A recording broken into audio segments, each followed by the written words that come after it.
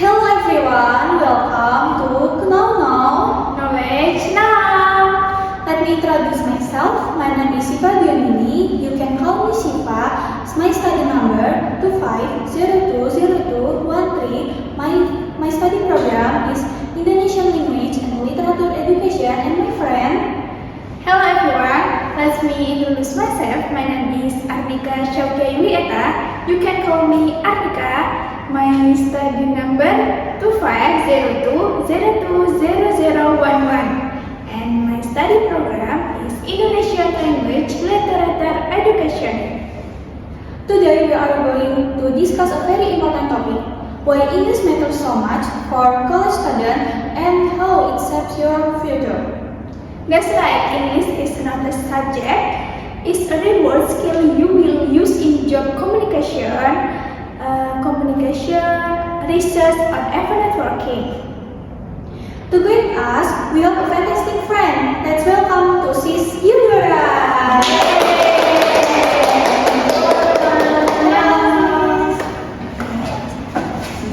Hello sis, how are you today? I'm feeling very good to be here with you guys. Thank you so much for having me in this very opportunity. Please introduce yourself to viewers, sis. Alright, hi viewers, and also hi. My name is Syauqiya, but you know my classmates and the people on the internet call me Hidora. It's like my name with a yeah.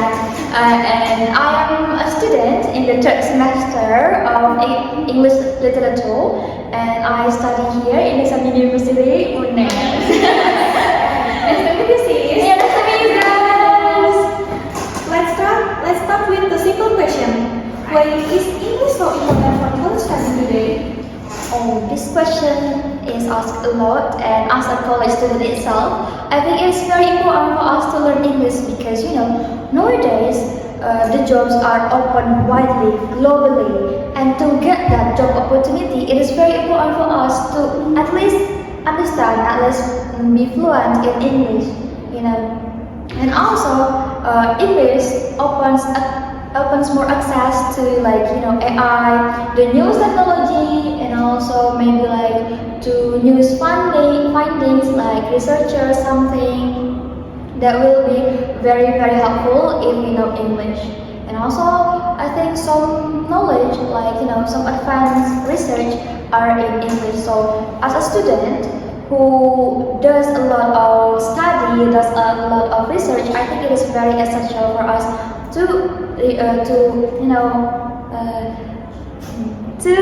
have understanding in English, or maybe to be able to speak fluently and understand it. Okay. Yes, second question is, Alright. Why is English proficiency now the best explanation rather than a bonus card for any helpful career? Oh, yeah. You know, nowadays when jobs are getting bigger, getting wider globally, and then English as the international language become the best line, no longer the bonus skill.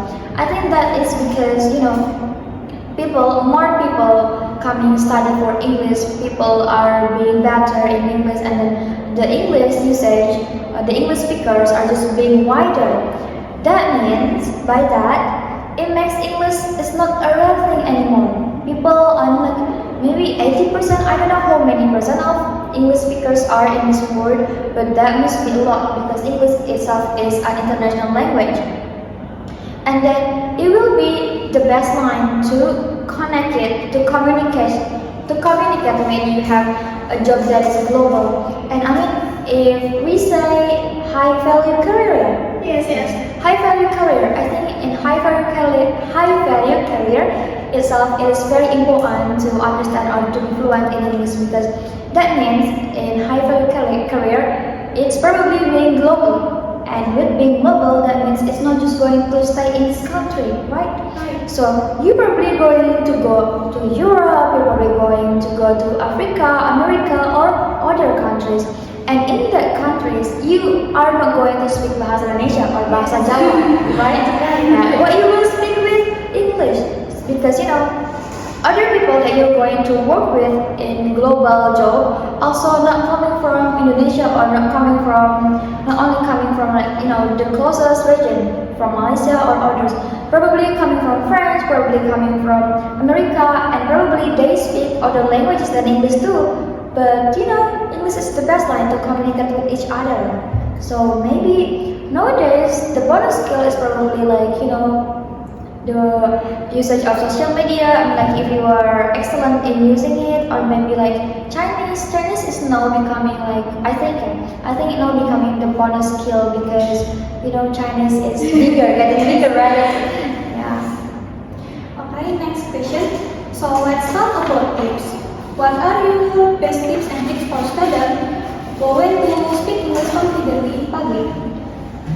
Well, speaking in public is one of the biggest problem. Yes. The biggest fear of students, if they want to go confidently. I think coming out speaking English in front of public is, in Indonesia, in our environment, we do not have the very perfect environment for it. I mean, some people are just being judgmental to us who try to speak English, and then they will say, so English loh. Yeah, well, it happened to me too, some people just being judgmental. That's probably why we're not being confident in speaking English in public. But when it comes to tips and tricks, I think there are several tips you can try. First, maybe try to speak with yourself first. I mean, you usually speak with yourself, right?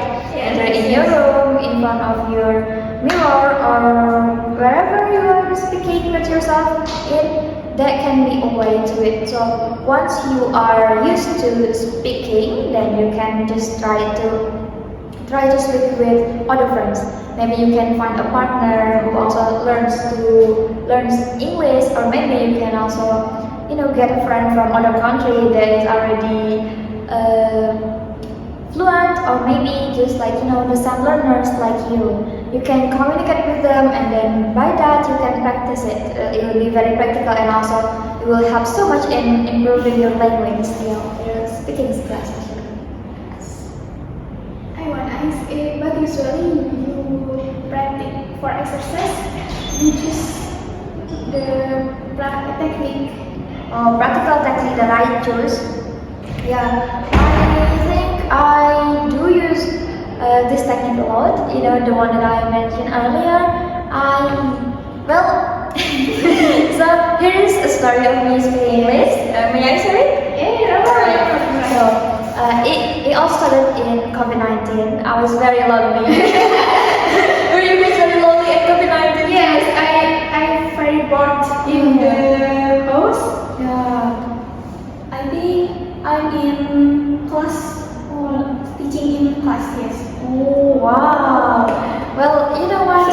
In COVID-19, I couldn't go anywhere. I just stuck, at my house. We're being quarantined, quarantine. And then there was time where I was so bored. I had no one to talk to. And I was like, all right, let's just look for a friend. And then I got one. She's coming from India, and yeah, she doesn't speak my language, yaitu bahasa Indonesia, nor did I speak Hindi or Malayalam or any language that she speaks. And then I was like, I really want to be friends with her, and I was like, okay. We had the very first video call that time, and then I couldn't understand a thing. I only came on my head like yes, no, just like that. And then it motivated me to, okay, let's just start learning English. And then I started to using maybe app like Duolingo, but most of the time I watch YouTube, and also I practice it in that time immediately. Like I was texting with her, I'm trying to like, okay, did I do it right? I check on the translation, I check, there was not ChatGPT, right? So I use like Google Translate, like this doesn't sound right. You know how Google Translate works, yeah. Sometimes you want to say this, but it also means another thing. So it was very hard, but I'm so glad that she helped me in learning, in practicing. She Even we had so much video calls. We watch movie together. I also started to understand English, and now I can watch movie without subtitles. That's one of the achievements. Yeah. So I think the practical tip that you probably have to try is try to speak. I mean, don't be afraid to make mistakes on pronunciation. Don't be afraid to make mistakes. Don't think about it. As long as the partner understand what you say, then it's good.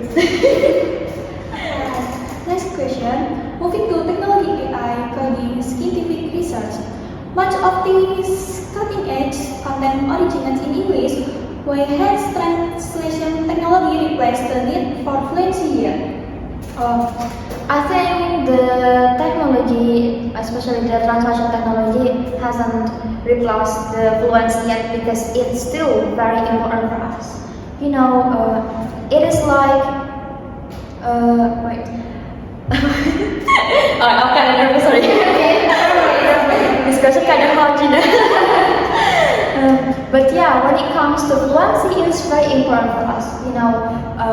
Most of the technology like AI, coding, and what else? Research, scientific research. These are usually come first in English.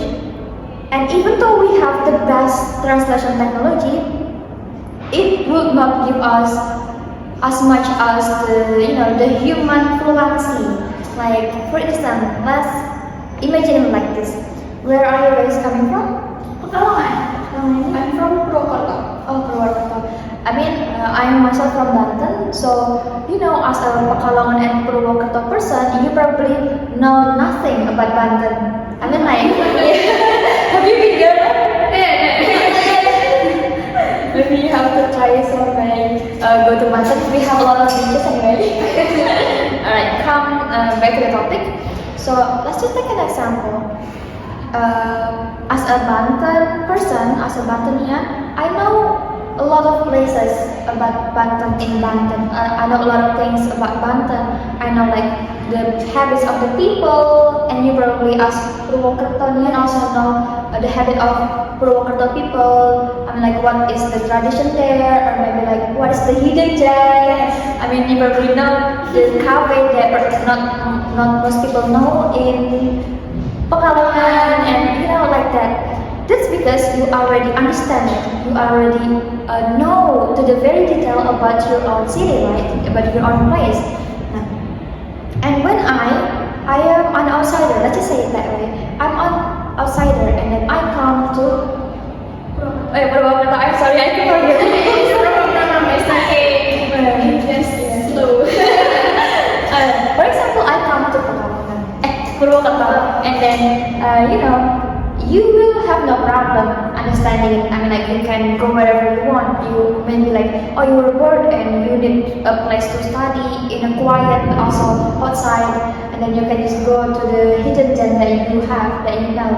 But as an outsider, when I travel to Purwokerto, I may need some people to help, maybe a guide. Like, where should I go? What is the best place in Purwokerto and Pekalongan? I didn't know that, but I use guide, and then this guide works the same as the technology translation. When it comes to that, if we use the translation technology for it, we're just going to get the surface knowledge. Yeah, we're not going to dive deep into it.